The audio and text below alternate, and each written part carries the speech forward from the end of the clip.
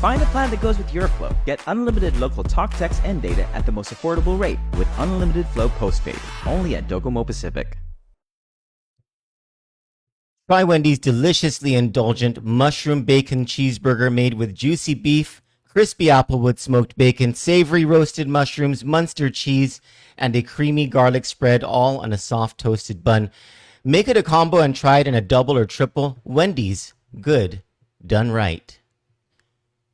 Beat the heat and indulge in fruity cold smoothies at Cold Stone Creamery today. And if you're looking for a healthier alternative, they've got an acai bowl packed with fruits for a refreshing holiday from the hot sun and whatever is stressing you out. Take the family, treat your friends, or hog it all to yourself. Cold Stone Creamery, the ultimate ice cream experience. Kandit News is brought to you by 76 Circle K Guam.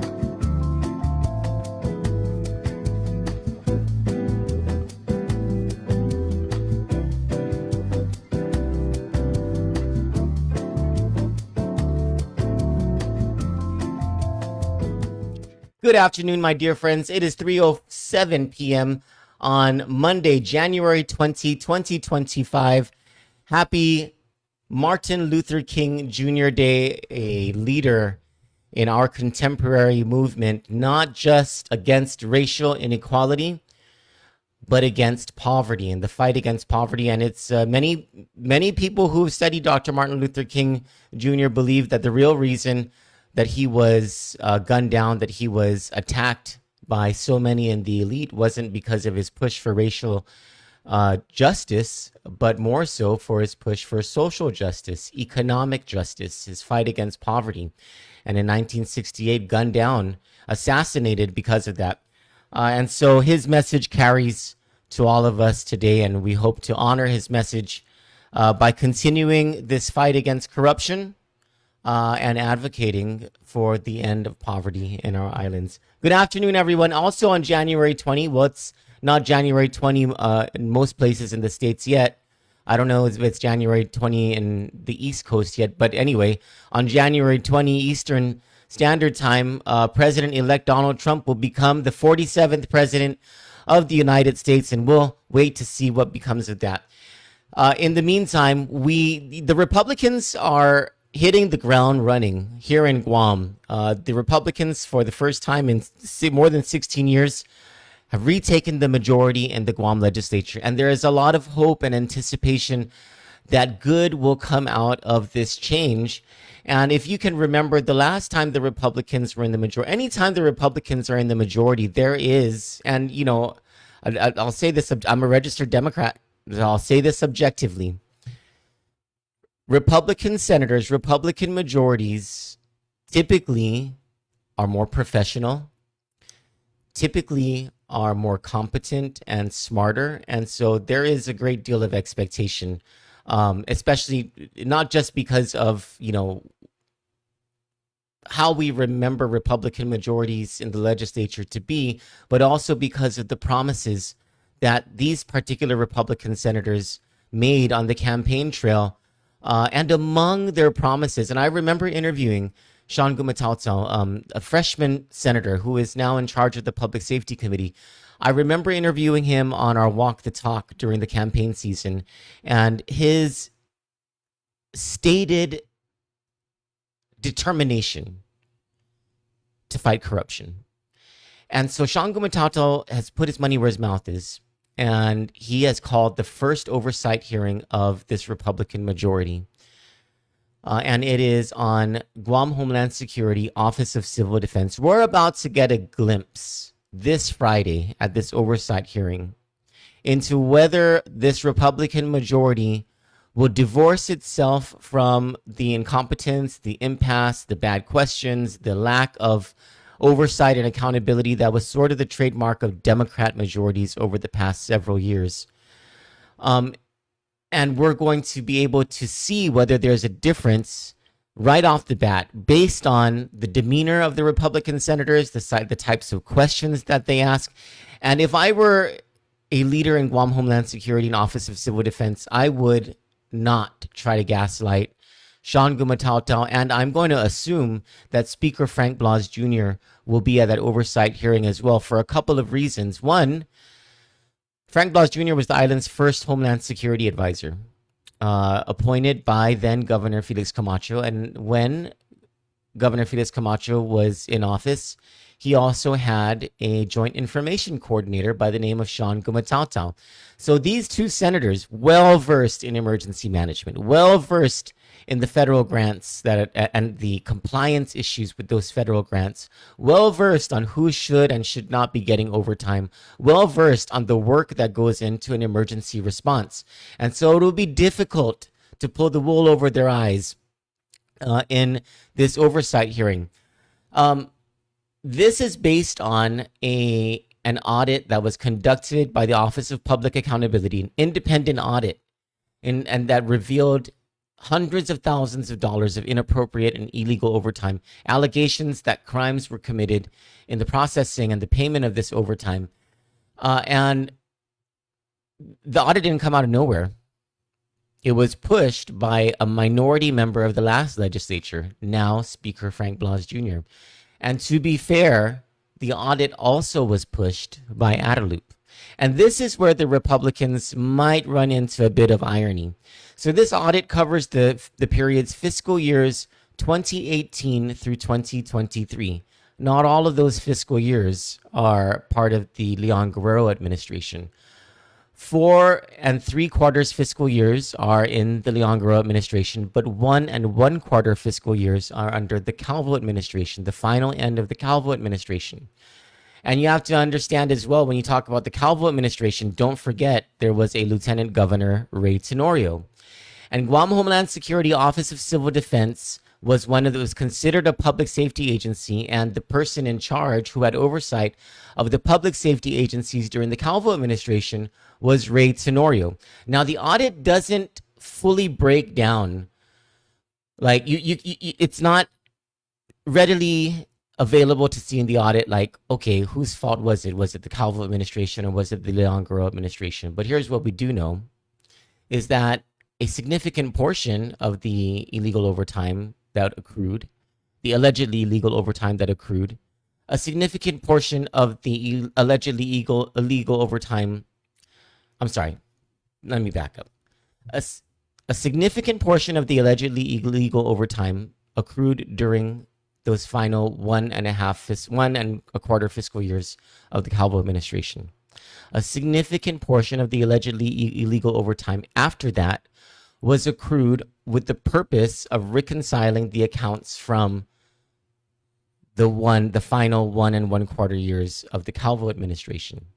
And according to our sources, and also if you could just look back at the names associated with the unnamed positions in this audit and the time periods, what you're going to find is that those employees were either former employees under the Calvo administration, the Calvo Tenorio administration, or holdover employees from the Calvo Tenorio administration. So the answers that this committee might be getting this coming Friday might not necessarily point, at least not all, to mismanagement or criminal activity solely under the Leon Guerrero administration, but also under a Republican administration, which would be a bit of irony for this Republican legislature, which appears to be going hot and heavy after the issues that matter, which should be something that we should be proud of these senators.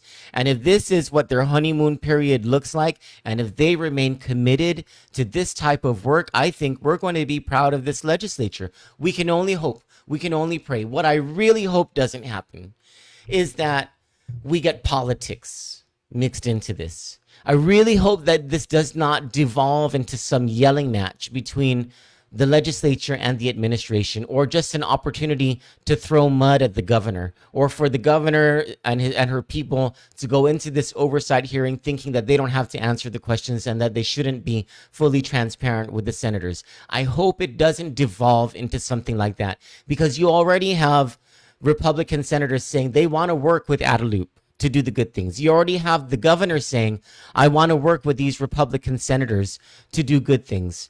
And where they can start with this oversight hearing, which is important, it is critical to the work of this government, is where the administration has gone wrong. They can admit in front of these senators, we did this wrong. We inherited these wrong things from the previous administration, and here's our corrective action. This is what we're going to do, or this is what we are doing to correct this. And the Republicans can ask the tough questions and drill and get to the bottom of these issues so that the public is more aware of what is going on and how we were screwed out of these hundreds of thousands of dollars to the benefit of just a select few. And it's those tough questions that are going to make the difference. And here's the thing that I know about Republicans whenever they're in the legislature. They prepare. They don't go into things willy-nilly. You're not going to have a situation, I think you're not going to have a situation like you had at the JFK gym with the Simon Sanchez high school students there, and an oversight hearing about Simon Sanchez rebuilding, and you just have this political free-for-all that devolved into this, ugly thing that happened between Chris Barnett and Leon Guerrero. I think you're going to see a professional setting. You're going to see tough questions asked. You're going to see senators who are prepared. And hopefully senators who, and some of them have gubernatorial aspirations.